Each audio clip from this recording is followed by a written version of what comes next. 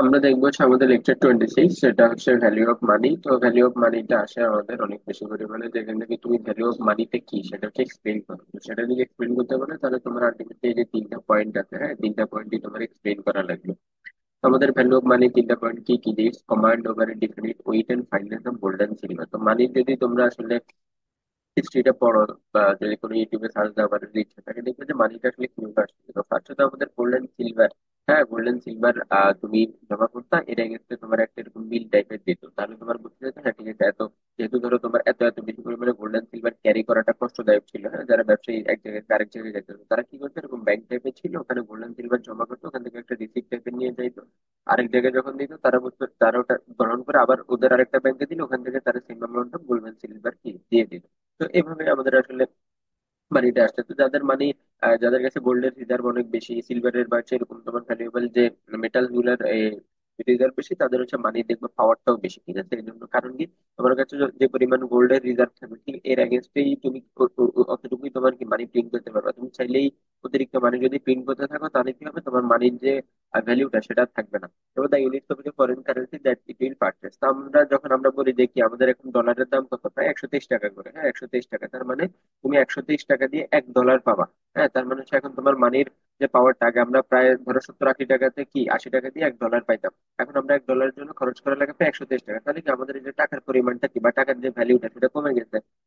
Command over goods and সার্ভিসে দুই দিনের কান্ট্রি। এখন ধরো তুমি আসলে 10 টাকা দিয়ে কি পাবা, কতটুকু গুডস পাবা, কতটুকু সার্ভিস পাবা তোমার এই যে কান্ট্রির মধ্যে, তো এটা হচ্ছে ইন্টারনাল পার্চেসিং পাওয়ার অফ মানি।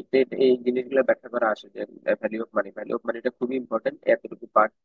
এরপর আমাদের এখানে আসলে there are three principal approaches to monetary analysis. Monetary analysis জন্য তিনটা আমাদের প্রিন্সিপাল থাকে, যে কোয়ান্টিটি ভেলোসিটি অ্যাপ্রোচ, আর cash transaction approach, the cash balance approach, income expenditure approach. তো তুমি ক্যাশটা যদি ব্যালেন্স করতে শিখতে হবে, তুমি সেই ইনকাম এক্সপেন্ডিচার অ্যাপ্রোচটা, কোয়ালিটি ভ্যালু, মানির যে ভ্যালোসিটি, হ্যাঁ, তুমি চাইলে মানির যে ফ্লোটা তুমি আহ, বাড়ায় দিতে পারবে না, আবার চাইলে তুমি কমায় দিতে পারবে না। তো প্রত্যেক বছর এগুলো হচ্ছে ব্যাংকের যারা থাকে, এরপরে হচ্ছে তোমার যারা হচ্ছে যে এই নীতি নির্ধারক আছে, তারা এগুলো আমাদের অর্থনৈতিক অবস্থা দেখে শুনে হিসাব করে যে আমার কতটুকু ক্যাশ ফ্লো আমি কি বাজারে ছাড়তে হবে।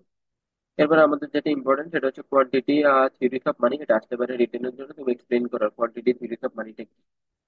তো কোয়ান্টিটি থিওরিস অফ মানির মধ্যে এখানে যে স্টেটমেন্টটা আছে, স্টেটমেন্টটা হচ্ছে ব্যাখ্যা করতে আসতে পারে। তো কোয়ান্টিটি থিওরিস অফ মানিটা নর্মালি যদি আমরা জানতে চাই, সেটা হচ্ছে এই যে এখানে আছে দেখো, it is asserted that other things remaining the same, the value of money falls proportionately with the given increase in the quantity of money. Conversely, the value of money rises proportionately with the decrease in the quantity of money. ধরো তুমি যদি মানির কোয়ান্টিটিটা বাড়াই দাও, হ্যাঁ, বাজারে তুমি huge পরিমাণে মানি ছেড়ে দিছো, তখন তার যে প্রাইসটা বা তার যে ভ্যালুটা কি হয়ে যাবে, কমে যাবে। আবার তুমি যদি মানির যে কোয়ান্টিটিটা সেটা যদি কমে দাও, তখন এর ভ্যালুটা কি হয়ে যাবে, বেড়ে যাবে, কারণ বাজারে টাকা নাই, বাজারে টাকার সংকট, তখন কি হবে, টাকার পরিমাণটা বা টাকার যে ভ্যালুটা সেটা বেড়ে যাবে।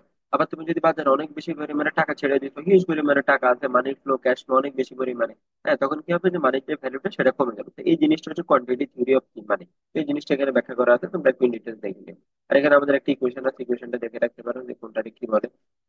আর মেরিটস অফ দ্য থিওরি, যে আমাদের যে থিওরিটার মেরিট গুলো এখানে দেওয়া আছে, যে historically true for whatever there has been over issue of currency price have invariably risen. The currency history of the every country has demonstrated it.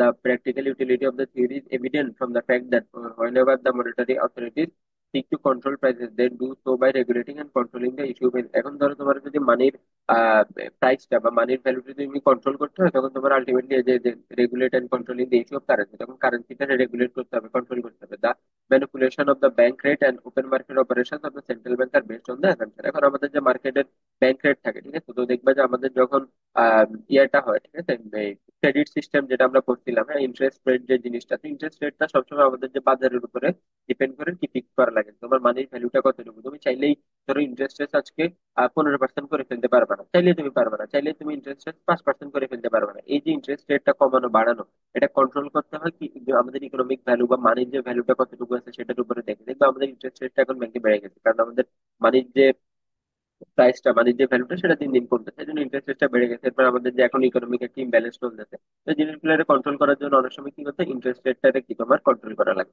Although every change in the quantity of money may not produce a proportionate change in the price level, yet the theory seems to be broadly true. বলতে সবসময় যে আসলে মানির কোয়ান্টিটির উপরে মানির ভ্যালুটা change হতে পারবে তাও না, কিন্তু ম্যাক্সিমাম ক্ষেত্রে সেই জিনিসটা হচ্ছে কি ট্রু। তো এই যে আমাদের থিওরির মেডিসিন ইম্পর্টেন্ট আছে, রিটেন একটু দেখে রাখবে।